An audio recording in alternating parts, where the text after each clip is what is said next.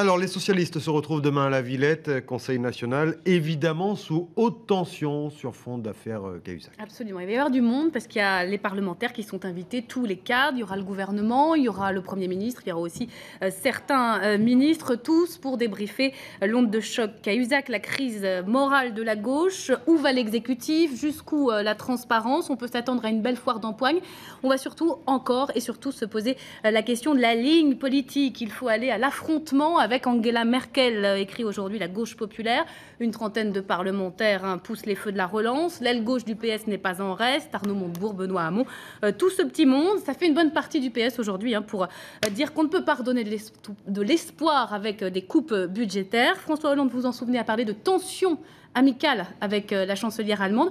Qu'est-ce qu'ils leur disent les socialistes aujourd'hui au président de la République? Il faut choisir entre l'amitié ou le bras de fer. Il faut aller au bras de fer. Pourtant, c'est sur ce Conseil national, il ne changera rien à la ligne politique de l'Élysée. Écoutez.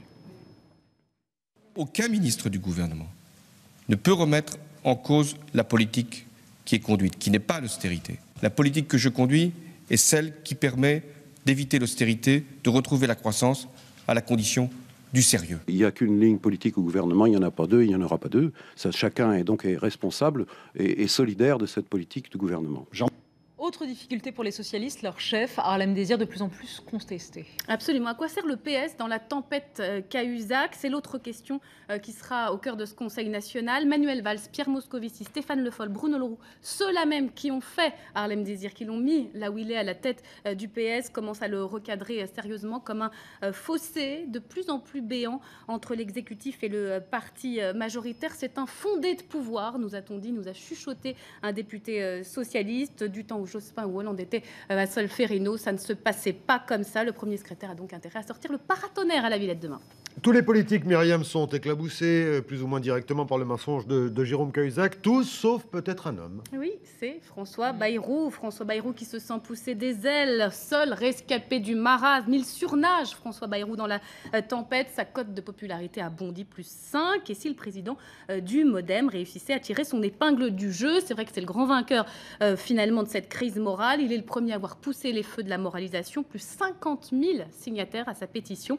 Il se rêve évidemment en Premier ministre de François Hollande, mais attention à ne pas trop rêver, même si tout est possible dans la période politique. On ne vous laisse pas partir sans votre petit bonus que vous nous avez ramené. C'est un petit bonus très intéressant. Regardez tout de suite, il était beaucoup plus jeune, il était plus beau, surtout plus mince. François Hollande, promotion Voltaire, il était étudiant, il a un petit peu mal au doigt, regardez. Quelques kilomètres plus loin, l'un des athlètes les plus préparés connut une crampe terrible. Un effort trop violent effectué probablement afin de distancer son rival le plus proche. L'affaire est d'autant plus navrante que, comme vous le savez, ce passage, l'attaque d'une deuxième partie de PBF, particulièrement raide, aurait mis en valeur d'éminentes qualités que l'athlète avait soignées.